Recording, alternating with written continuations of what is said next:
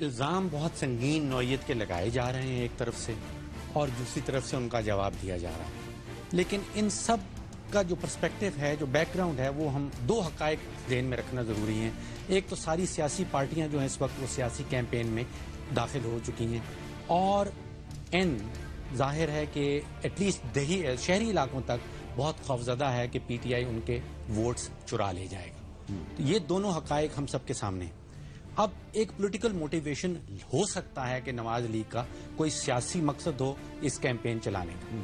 میرے ذہن میں اگر یہ سارے الزامات جو لگائے گئے ہیں ان کی نوعیت جو بھی ہو، تین سوال ذہن میں اٹھتے ہیں اور ان کا جواب لینا ضروری ہے۔ پہلا تو یہ ہے کہ عمران خان صاحب کی نیت کیا ہے اگر یہ سب وہ کام کر رہے ہیں جو الزام لگائے گئے۔ دوسرا سوال یہ ہے کہ کیا عمران خان صاحب سے کوئی اخلاقی کوتاہی ہوئی ہے، اور تیسرا سوال یہ ہے کہ کیا عمران خان سے کوئی قانونی طور پہ بھی گناہ ہوا ہے۔ اب پہلے سوال کا جواب یہ ہے کہ کیا نیت میں کوئی کمی لگتی ہے۔ جو بھی کام عمران خان صاحب نے کیا ہے، جتنے بھی الزام لگائے گئے ہیں، وہ سب ان کی بیلنس شیٹس میں لکھے گئے ہیں۔ پرائما فیشر لگتا ہے ایسے ہے پہلی نظر پہ کہ آج میں نے پہلی دفعہ ان کی بیلنس شیٹ زندگی میں پہلی دفعہ دیکھی شوکت خانم کی، لگتا ہے ایسے ہے کہ انہوں نے جتنا بھی کام کیا تھا ان کی نیت میں کسی قسم کا فقدانی، کسی قسم کی کمزوری نہیں تھی، ورنہ وہ یہ چیزیں چھپا لیتے، ورنہ وہ یہ چیزیں ڈسکلوز نہ کرتے۔ اکاؤنٹنگ کی زبان میں جس کو ڈسکلوجر کہا جاتا ہے، جو بہت بڑا جرم ہے، اس سارے کیس میں کہیں ڈسکلوجر کے اوپر کوئی ایشو نہیں ہے۔ جتنے الزامات لگائے گئے وہ بھی انہی کی بیلنس شیٹ سے نکال کے لگائے گئے۔ دوسرا سوال تھا اخلاقی کوتاہی، شاید عمران خان صاحب سے کوئی بہت بڑی سرزد اخلاقی کوتاہی ہو گئی ہے۔ اب اس کا جواب یہ ہے کہ اگر ان سے کوئی ہوئی ہے تو کیا ذاتی منافع کے لیے ہوئی ہے کہ انہوں نے یہ سارا کام کیا کہ اس میں سے پروفٹ آئے گا تو وہ میری جیب میں چلا جائے گا؟ یہ ابھی تک صاف ظاہر ہے کہ یہ ذاتی منافع کے لیے، اگر یہ کوتاہی ہوئی ہے تو ذاتی منافع کے لیے نہیں ہوئی۔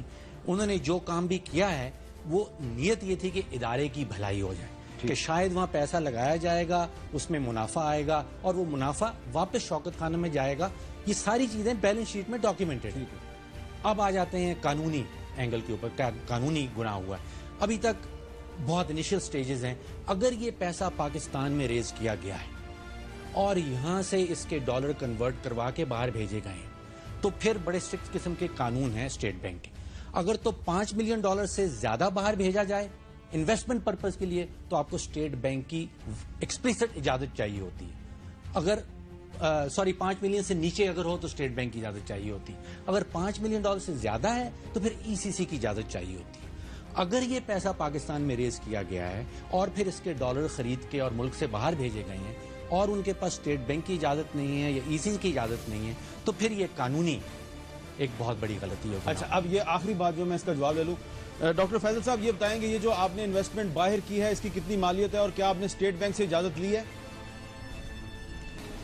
نہیں جی، میں آپ کو اس کو کلیریفائی کر دوں۔ یہ 2002 میں تقریباً 10 سال پہلے ہمارا انڈاؤمنٹ فنڈ لانچ ہوا تھا اور اس کے لیے ہم نے پیسے ریز کیے تھے۔ کچھ پیسے پاکستان کے اندر ریز ہوئے تھے، کچھ ملک سے باہر ریز ہوئے تھے، اور ان 10 سالوں میں لگاتار ہر سال ہم یونائٹڈ اسٹیٹس سے، یونائٹڈ کنگڈم سے اور گلف اسٹیٹ سے پیسے ریز کرتے ہیں جو کہ سارے فارن کرنسی میں ہوتے ہیں۔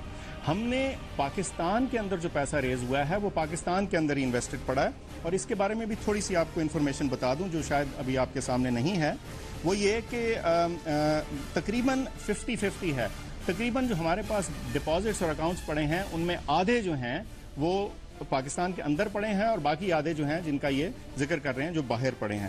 اور جو 2011 کی کا ڈیٹا جو کہ ابھی آڈیٹڈ نہیں ہے، بہرحال چونکہ اب ذکر ہو گیا تو میں اس کا بتا دیتا ہوں کہ وہ جو بینک ڈپازٹس پاکستان کے اندر پڑے ہیں اس وقت وہ تقریباً 1 ارب روپے کے ہیں، 1 بلین روپیز، اور جو باہر پڑے ہیں جو اس میں تقریباً 803 ملین روپیز پڑے ہیں۔ تو یہ سال ہر سال کی کیومولیٹڈ ایفرٹ ہے جس میں سے ہم ہر سال کچھ نہ کچھ پیسہ اٹھا کے رکھ دیتے ہیں۔ یہاں سے اٹھا کے بھیجنے کی ہمیں اس لیے ضرورت نہیں کیونکہ ہمیں فارن ریمیٹنس آتی ہے یونائٹڈ کنگڈم سے، یو ایس اے سے اور دبئی اور گلف کنٹریز سے، جہاں کے ہمارے رجسٹرڈ چیریٹیز ہیں اور جدھر پاکستانی ڈائسپورا جو ہے وہ ڈونیٹ کرتا ہے۔ صاحب